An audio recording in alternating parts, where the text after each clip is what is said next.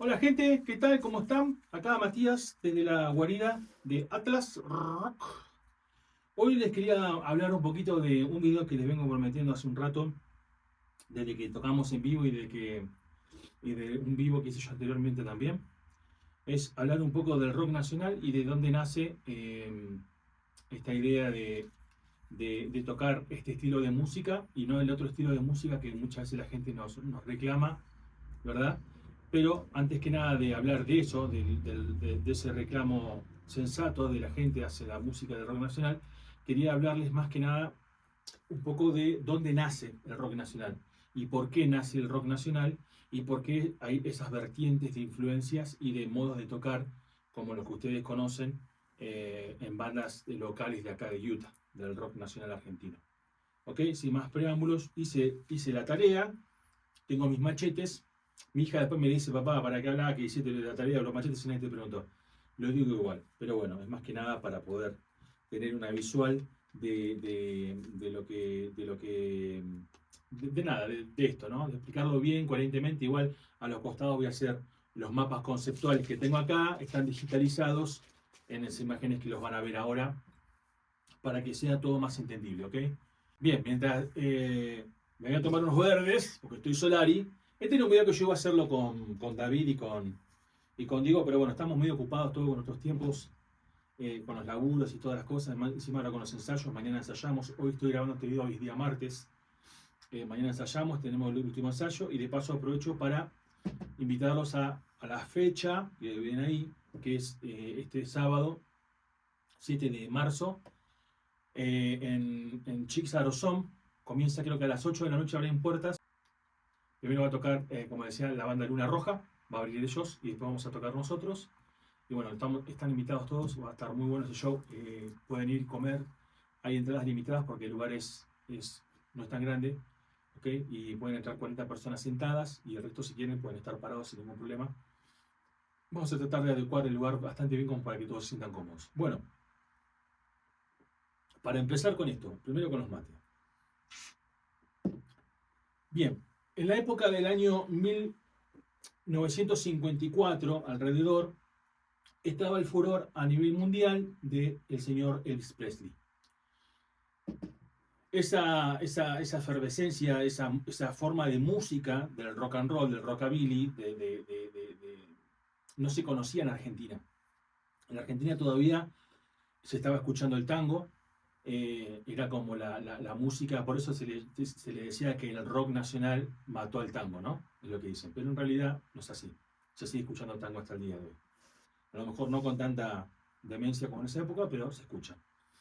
Volviendo a Elvis Presley, cuando vino esta ola mundial de Elvis, en el año 58, Bill Haley y sus Cometas fueron a Argentina a dar un show y dejaron impregnado en toda la juventud de esa época toda esa onda del rock and roll que no se veía en Argentina. Después de que esa persona fue allá y movió el avispero, personas como Palito Ortega, Eddie Pequenino, el Club del Clan, que en un programa decidieron empezar a hacer el rock and roll, imitar lo que habían visto de Elvis Presley y de este muchacho llamaba Bill Haley, y empezaron a replicarlo en Argentina, ¿ok?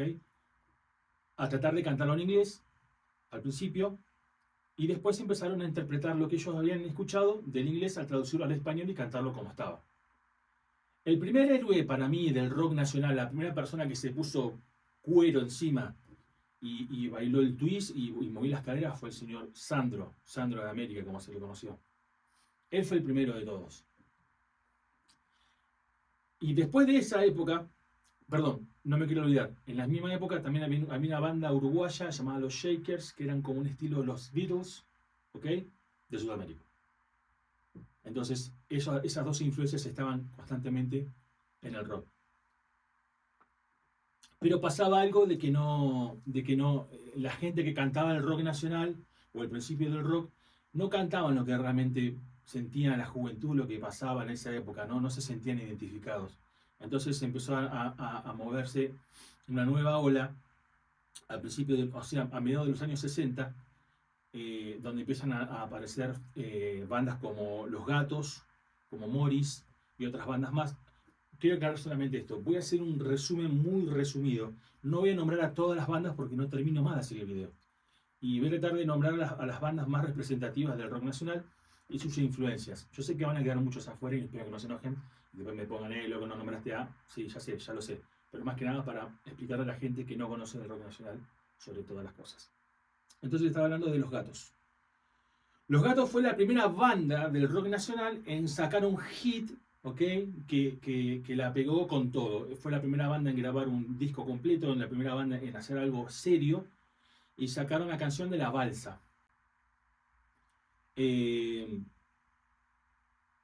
La Balsa fue el primer éxito del rock nacional.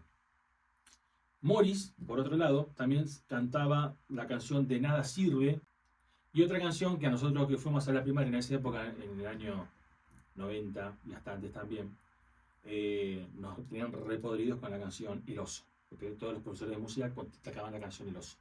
Una canción muy fácil y muy buena, también muy pegadiza. Bien. Bueno, White Cats, les nombro algunas bandas del año 66. Los Beatniks, para que no me digan nada. Año 67. Voy a dejar acá el machete, tal como estoy diciendo. Año 67, Los Gatos, Morris, principio de todo. Aparece la primera banda, la primera formación de la banda Los Abuelos de la Nada. ¿Ok? Ya en el año 67 con Miguel Abuelo a la cabeza y con un guitarrista que aparece por primera vez, el nombre del señor Norberto Papo Napolitano. En esta unión de Los Abuelos de la Nada, Miguel Abuelo tenía Miguel Abuelo el cantante tenía una visión muy diferente de lo que quería hacer, a diferencia de Papo. Papo quería tocar más blues, es decir, le rogaba que tocara eso. Se pelean con él, Miguel Abuelo se va de la banda y Papo queda con Los Abuelos de la Nada. No triunfa mucho que digamos, pero ya empieza a hacer sus apariciones el señor Papo. Aparece también en el año 67. El año 67 es un año espectacular. En el año 67 también aparece el señor que todos lo deben conocer, Spinetta, ¿okay? Con la banda Almendra. Año 68 sale la banda Manal, ¿okay? Con Medina, Gavis y Martínez como integrantes de las bandas.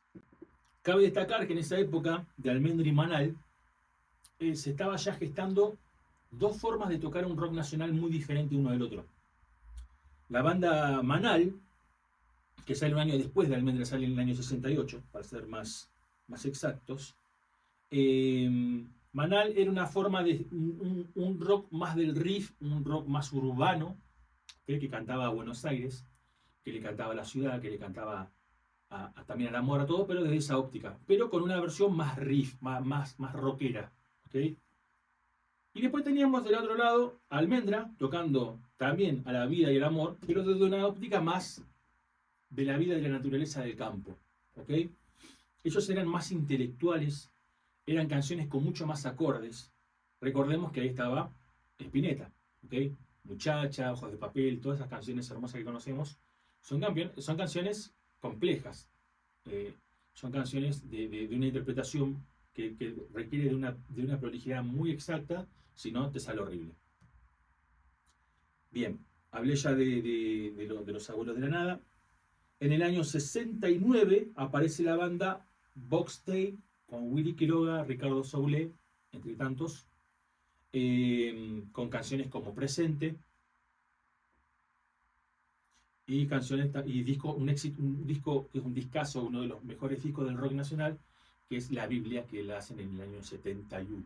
Yo no sé dónde sacaron el ingenio para hacer eso, pero la verdad es una obra de arte. Se lo recomiendo, acá les dejo la tapa para que lo vayan a buscar. Bien, en el año 1970 pasa algo muy raro, que es que los Beatles se separan, ¿ok? Todo el mundo, como cuando se separó, no sé, por ejemplo, Soda, que nadie pensaba que iba a separar Soda, se separó Soda. Con los Beatles pasó exactamente lo mismo, es normal. Pero no sé qué fue que les contagió, en Argentina se separaron todos, se separó. Los Gatos, Manal, Almendra, todas las bandas que estaban fuertes en el rock nacional se separan. ¿Quién sabe por qué? Ellos no me lo han sabido. Con la separación de todas estas bandas y quedando todos los músicos huérfanos de bandas, nace lo que se llama la pesada del rock and roll, con el señor Billy Bond a la cabeza, cantante y fundador de la banda. Esto fue una mega banda, donde estaban un poco de todas las otras bandas que se habían separado. No sé, Papo a la guitarra, lo voy nombrando, Spinetta tocando el bajo y cantando, raro, pero estaba ahí. David Lebón, donde se empieza a escuchar también a David Lebón más pronunciadamente. Vitico, Alejandro Medina, Javier Martínez en la batería, Pomo, Black Amaya, integrante fundamental con Spinetta y después también con Papo. Un músico muy querido por Papo también. Y Jorge Pichevsky en el violín, había un violinista. Perdón. De este mega monstruo, que también cabe destacar, que no solamente eran los únicos integrantes de esa banda, de la pesada, aparece por primera vez los nombres de Charly García y Nito Mestre. A Charly García en un reportaje que le hicieron a Billy Bond, él decía de que le decían no sé si decían Mozart o alguno de esos músicos de música clásica, porque el tipo tocaba con partitura, algo que no pasaba en la pesada. Si bien todos sabían lo que era un acorde o una inversión de un acorde de guitarra, pero el tipo decía, bueno, él hacía arreglos, era una persona muy, como todos sabemos como Charly García, muy talentoso, músico de conservatorio, que a diferencia de los otros músicos que a lo mejor no lo eran. Entonces, para que ustedes vean, estamos hablando de que comenzó esto en el año 67, en el año 70 recién aparece Charly García, no apareció al principio. Y hago esta aclaración porque he escuchado a muchos decir Charly García, el padre del rock nacional. No, nada que ver. Fue uno de los que apareció por ahí al principio, pero no fue el padre del rock nacional. Volviendo al tema. De Billy Bond y La Pesada empiezan a formarse nuevas bandas de rock nacional. Escuchen como tales. Nacen bandas como Pescado Rabioso, Spinetta a la cabeza, Papo Blues, donde ya Papo dice, bueno, loco, yo quiero hacer esto, ¿quién viene conmigo? Vos venís, vamos, esto es. Con Black Amaya en la batería y David Lebón en el bajo. Y aparece, por supuesto, Sui Generis con Charly García y Nito Mestre. Por eso es muy importante destacar. También, otra cosa, de Pescado Rabioso después también nacen bandas influenciadas por él, como Aquelarre y Color Humano, ¿ok? Todos en esa misma época. Bien, aparece una parte muy fundamental acá donde ya se empiezan a dividir las aguas, ¿no? Empiezan a haber dos vertientes, influencias del rock and roll nacional, donde por primera vez ya se empieza a ver una bandera que eran los hippies, por un lado, estamos hablando ya entrando al año 72, y los rockeros del rock pesado o del hard rock, o los más rockeros de comienzos de era. Comienza el rock hippie por la influencia, obviamente, y se entiende, de la época. Toda la música mundial, a medida que van avanzando las décadas, se ven influenciadas y van cambiando. Las modas van cambiando, los músicos van cambiando. Es muy difícil de que un músico se quede instalado en una sola forma de tocar, que cuando empezó en los años 70-80, y que siga triunfando en los años 2000 y pico. Muy difícil.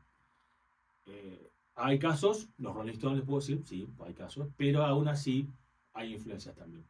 Volviendo al tema para no ir por las ramas. Dentro del rock pesado, primero voy a arrancar por ahí, Papo seguía con su estilo de banda, con Papo 1, Papo 2, Papo 3, que eran los discos que él iba sacando. Invisible, con Spinetta, en 1974, fundada por él también, que es una banda del re carajo. Como también lo fueron todas. Pescado Rabioso también, por supuesto. Y del otro lado tenían la bandera donde estaban haciendo bandas como Arcoiris, donde estaba el famoso Santa Olalla, que después fue productor de muchos músicos más adelante del rock nacional, Miguel Cantilo, padre de Fabiana Cantilo, que también vamos a nombrarla más adelante, Pedro y Pablo, León Gieco, en los nombres, y obviamente a la cabeza también de todo esto, Sui Generis. ¿Okay? Eran bandas de música más experimental, mucho criolla, mucho acústico, mucho hippie, y está bien, así era la onda. Y del otro lado, obviamente, estaba lo diferente, ¿no? Papo con Papo Blues, con Aero Blues, que después también fundó Papo en el año 77, cabe destacar. Entonces, si ustedes escuchan Aero Blues, o escuchan a Invisible, y escuchan a León Gieco, o escuchan a Sui Generis, incluso van a ver un contraste totalmente visible de cómo era la música y cómo era lo que se vivía en esa época. ¿Ok? Era un rock más contestatario, a lo mejor el de los hippies, porque estamos hablando de que estábamos entrando ya en lo que es la dictadura militar argentina, donde aparece Charly García haciendo una banda que se llama La Máquina de Hacer Pájaros, donde hay canciones como Alicia en el País, donde era una música más sinfónica, mucho más completa, más compleja, pero también muy contestataria a la época. ¿Okay? Se estaban empezando a levantar la juventud en esa época contra los militares, donde siempre, como siempre había problemas con la policía, todos terminaban en cana por tener pelo largo, era supuestamente algo en contra del sistema, bla, bla, bla, bla, bla, bla, bla, lo que ha pasado en todos los países. Bien. En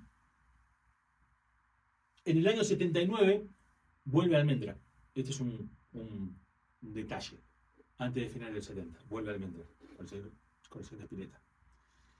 Y en el año 78, que lo están viendo ahora en el machete, Serú Girán se forma la nueva banda de Charly García, ya con David Lebón como guitarrista, con Moro y Aznar, donde aparece por primera vez el señor Pedro Aznar, bajista de Carajo, influenciado por Paco Pasturio más adelante, y él influenció un montón de gente más en el rock nacional.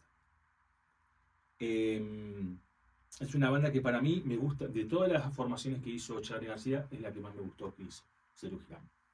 Ya entramos en la época de los 80, ¿ok? Mi época. ¿Okay? Yo nací en el 83. Estoy viejo, no tanto, pero estoy viejo. Soy el más joven de la banda. Ojo. En el año 80 aparece lo que se llama el New Wave, la nueva onda, la nueva moda, la nueva ola, como le quieran llamar, donde ya el rock argentino empieza a ser influenciado, obviamente por el exterior como siempre, donde ya empieza a desaparecer un poco lo hippie y donde empieza a aparecer más lo electrónico, ¿ok? Donde empiezan a fusionarse sintetizadores, teclados, baterías eléctricas, un montón de cosas más que hacen que el rock nacional pierda un poco de esa forma más visceral, más de los instrumentos, de la fuerza, de la distorsión, donde empieza a fusionarse con eso, ¿ok? Donde empieza a aparecer el pop más que nada en el rock nacional, y en algunas bandas casi como que son más pop que otra cosa, ¿ok? No tan rockeras. No significa que porque una persona tenga colgada una guitarra eléctrica que toque con distorsión, está haciendo rock and roll. Nada que ver. No siempre es así. Bien. Para nombrar bandas, como por ejemplo, estábamos hablando que veníamos de Serú Girán, ¿ok? Cabe destacar de que Papo, por ejemplo, se fue de viaje a Europa, más precisamente por la parte de Londres. Viajó también mucho por Estados Unidos, pero más que nada a Londres. Lo de Estados Unidos viene después. Lo de Londres, Papo, es muy... a mí me gusta mucho esta parte de la historia, lo voy a hacer muy, muy resumida, porque si ustedes se fijan lo grande que fue este chabón, y lo mucho que él adoptó de allá. Papo vio el nacimiento de AC/DC, Papo vio el nacimiento de Motorhead. Escuchamos, Papo, no Pablo, Papo tocó con Lemmy. Ensayaron juntos muchas veces, grabaron juntos. Es increíble. Si uno se lo pone a pensar hoy, más de 40 años después, decirle que Papo estuvo en el principio de Motorhead, no te lo cree nadie. Y el tipo lo conocían mucha gente del exterior, muchos rockeros muy grandes en la historia del rock internacional, lo nombran a Papo como uno de los guitarristas más grandes del mundo. Cosa que en Argentina, como siempre, nadie respeta su tierra. Papo vuelve de Europa, muy influenciado por AC/DC y por lo que escuchó de Motorhead, y decide formar una banda llamada Riff. 3 integrantes, nada más. Muy trío, muy Atlas. Otra banda muy que vamos a verlo después hasta el fin de hoy, del resumen. Una banda que recién nacía a fines del 70, en el 79, para ser más preciso, pero hacen sus primeras apariciones en el 80, fue V8, con el señor, gran señor, que yo lo amo, Ricardo Iorio, a la cabeza, bajista. En esa época aparece, vamos a poner al lado del rock, aparece Riff, aparece V8, aparecen Los Violadores, ¿ok? Uno de los primeros influencias del punk que apareció en Argentina. Gran banda, gran banda. Y por el otro lado de la bandera, ¿ok? Siguiendo el lado del hippie, pero como con nueva onda, New Wave, aparece la banda en el 81, la famosa banda Virus, ¿ok? Muy conocida por muchos de ustedes. Ya en el año 82 empieza la Guerra de Malvinas, donde se prohíbe hasta incluso, algo raro, se prohíbe pasar en las radios y en la tele todo lo que sea canciones cantadas en inglés. Solamente se podían escuchar canciones en español. Pero bueno, se entiende. Ya en el año 83, en el comienzo de la democracia, donde nací yo, obvio, aparecen bandas. Porque cabe destacar esta parte, porque yo eso lo nombro muy hacia la ligera. Cuando termina la Guerra de Malvinas y comienza la democracia argentina, no significa que no había democracia antes, significa que vuelve la democracia a la Argentina, donde se podía votar, donde se podía elegir presidente, donde se podía decir lo que uno pensaba, sin miedo a de que te rapten, de que te maten, de que te hagan desaparecer. Vuelve la democracia, entonces aparecen otras formas de cantar en el rock nacional. Aparece gente como, por ejemplo, Juan Carlos Baglietto, Celeste Carballo, Alejandro Lerner. Y aparece una banda apadrinada por Charly García que se llamaba Los Twist. Que está Pipo Chipolati, ahí aparece la hija de Cantilo, de Miguel Cantilo, Fabiana Cantilo, cantando los coros y las canciones también con él. Y era un rock más joda. Perdón, era como la sátira de la vida, la sátira del rock nacional. Un rock boludo, vamos a decirlo así en pocas palabras, un rock boludo. Yo me acuerdo cuando iba a la escuela que me ponían el día del estudiante, la canción Es el estudiante de los Twists. Ahí está. Pero bueno, gustos son gustos, era más para joda. Para mí pensar, para mi criterio, era más como escuchar a los Fabulosos Cadillacs, perdón, no a los Fabulosos Cadillacs, a los Auténticos Decadentes, bien digo. Era más para joda, todos esperábamos que en un cumpleaños de 15, en un casamiento, en una joda cualquiera, o en un boliche, pasen el tutá tutá, ¿me entienden? Pasen canciones así. Ya vamos a llegar a ese estilo. Bien, sigamos, ya estamos entrando en fase final. Ya en el año 81, por ejemplo, para destacar, vuelven Los Abuelos de la Nada. Ese Abuelos de la Nada que todos conocemos. Donde está Miguel Abuelo de vuelta a la cabeza y donde ya él tiene la libertad de tocar lo que él quería hacer en un principio, ahora con la influencia de afuera, y donde aparece el nombre del señor Andrés Calamaro en teclados. ¿Okay? Era una banda un poco desorbitada por el sentido de que cantaban todos cantaban, todos tocaban. Cantaba Miguel, y lo mismo hacía Andrés Calamaro y los otros músicos. Una banda muy buena. En el año 83, el mismo lugar, mismo año en el cual yo les dije de que aparecían los Twists, lo están viendo también ahora en el machete, por supuesto, aparece el nombre del señor Fito Páez. Mirá qué interesante. Donde Fito Páez es convocado por Charly García a tocar con su banda solista. Donde se lo puede ver a Charly García más distendido, más ¿cómo se dice la palabra? Más creativo, porque ya tiene a dos pianistas. Tiene el cerebro de Fito Páez, nada más ni nada menos, y su cerebro para poder hacer música donde convergen varias ideas al mismo tiempo y salen canciones espectaculares en ese sentido también. Bien. Acá voy a hacer un paréntesis en la historia del rock nacional y voy a entrar en lo que se llama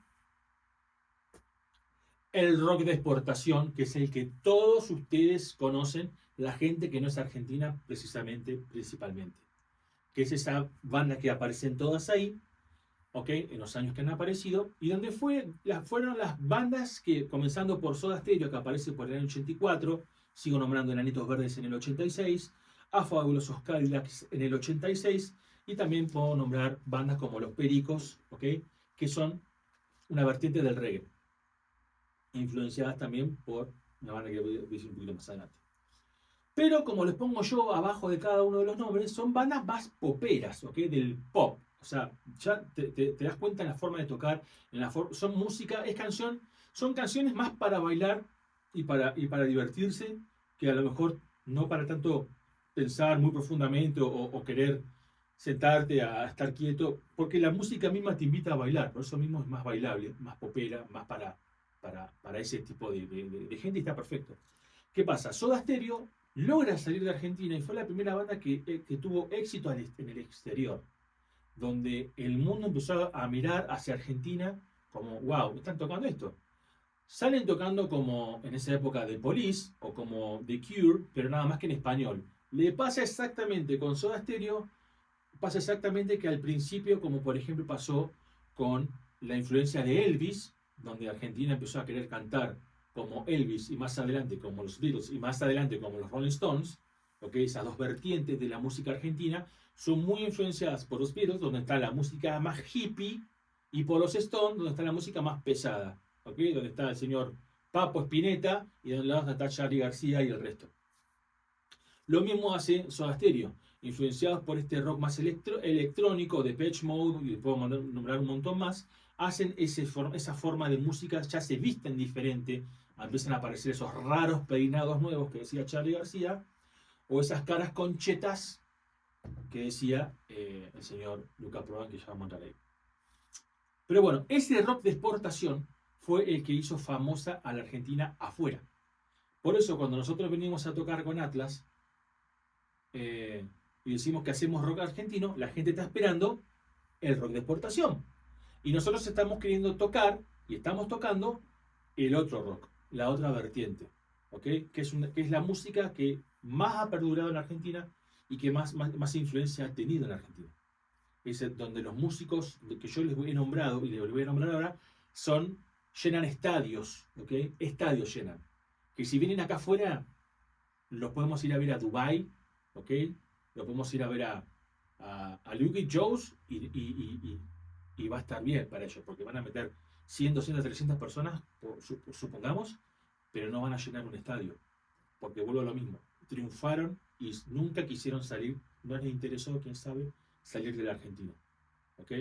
Para ellos hacer una gira, como explicaba la vez pasada, un músico argentino muy famoso, el señor Flavio, de los Fabulosos Cadillacs, le decía que para ellos una gira internacional por países latinoamericanos o por afuera no dura más de una semana o dos y vuelven a su casa. Diferente a la banda norteamericana que hace una gira internacional y están 6 meses afuera de su casa. Al argentino no le importa eso, no le importa estar mucho tiempo afuera, no le importa, porque el argentino es muy familiar. El argentino de esas raíces europeas de querer estar con la familia, el tano, el francés, el gallego, lo que ustedes quieran llamarlo, es como de la familia, no le calienta. Si está muy bien tocando en casa, ¿para qué no vamos a tocar a, no sé, Alemania? ¿Para qué? ¿Me entienden? Toquemos acá, la gente nos viene a escuchar, nos gusta, es nuestra gente, es nuestro rock, no hay necesidad. Bueno, como les decía, Soda, Enanitos Verdes, Fabulosos Cadillac, Los Pericos, si se quiere, fueron las bandas más hacia afuera de esa época. Sigamos. Bien, ya estamos entrando en la última etapa en la cual aparece una banda. Estamos entrando ya en lo que es post-democracia, ¿ok? Ya vuelve la democracia en la Argentina, ya no hay necesidad a lo mejor de cantar a los milicos ni de canciones de protesta, sino cantar de otra cosa. Aparece una banda muy importante para mí, muy, ¿cómo puedo decir? Muy bisagra en el rock nacional y en la forma de tocar el rock, que es la banda Sumo. En el 85, donde hace sus primeras apariciones, Sumo a la cabeza con Luca Prodan. Luca Prodan, cabe destacar que era un cantante que no era argentino, era italiano. Era un tano que se venía escapando de Italia y de Inglaterra, donde él había estado viviendo, porque tenía problemas con la heroína. En Argentina en esa época no existía la heroína. Entonces se venía escapando como un tipo, o sea, venía escapando de su adicción y quería ir a un lugar donde pueda curarse. Llega a Argentina, primero se va creo que a Córdoba, si no me equivoco, donde empieza a formar la banda de Sumo. Después va para Buenos Aires y fue el Tano que empezó a cantar de vuelta en inglés, donde era rarísimo porque veníamos de haber peleado con los ingleses. ¿Cómo vas a cantar en inglés? El tipo lo hizo aún así y fue una banda que destruyó todo en el sentido de todo lo que se venía haciendo y cómo se venía haciendo. ¿Ok? Lucas venía con mucha influencia del punk, mucha influencia también de New Wave, pero mucha influencia del punk sobre todas las cosas y del reggae. Entonces podemos decir de que Luca fue el primero en cantar reggae, para mi criterio. Me pueden decir, no, estaba la otra banda. Lo conocido, para mí, el primero fue Luca. Donde de esa banda nacen, cuando el señor Luca, ya voy a llegar ahí, pero en el año 87 voy a llegar ahí, no me quiero adelantar, nacen otras dos bandas. Bueno, Sumo para mí fue la banda que rompió todos los estereotipos y todos los esquemas del rock nacional. Otra banda que aparece en el año, un año después fueron Patricio Rey y Los Redonditos de Ricota. O Los Redondos como los conocemos nosotros también. Una banda también que para mi criterio y para mi gusto personal es la mejor banda del rock nacional. Muy completa. En letras, por más que me digan, no tenemos letras profundas, un rock muy oscuro, un rock muy profundo, gracias al señor Sky Bailinson, guitarrista de la banda, que le da otro toque al rock nacional, diferente a lo que se venía escuchando hasta esa época. Recordamos que estaban del otro lado de la avenida, estaban Soda Stereo, estaba Virus, estaban Los Abuelos de la Nada, como bandas principales, y escuchar esto era totalmente diferente. Entonces había como una rivalidad en la cual o vos eras hincha de Sumo y de Los Redondos, o eras hincha de Soda Stereo. O eras careta, ¿okay? Eras chetito, o eras del pueblo, ¿okay? Eras del rock, eras el normal, supongamos, de la historia. Una pelea muy boluda donde recién se empieza a ver en el rock nacional ese tipo de hinchada, ¿viste? Fogoneada, obviamente, por el periodismo, por sobre todas las cosas, y también por algunos comentarios que largaron al aire, boludos, sus principales integrantes como Luca Prodan y todo eso. Hay 86, otra banda que también hace un clic en el rock nacional y aparece por primera vez en Argentina tocar como los Rolling Stones, que fue la banda Los Ratones Paranoicos. Influenciado por supuesto por los Stones, Chuck Berry y toda la gente, los Stones fueron, como vuelvo a repetir lo mismo, ¿okay?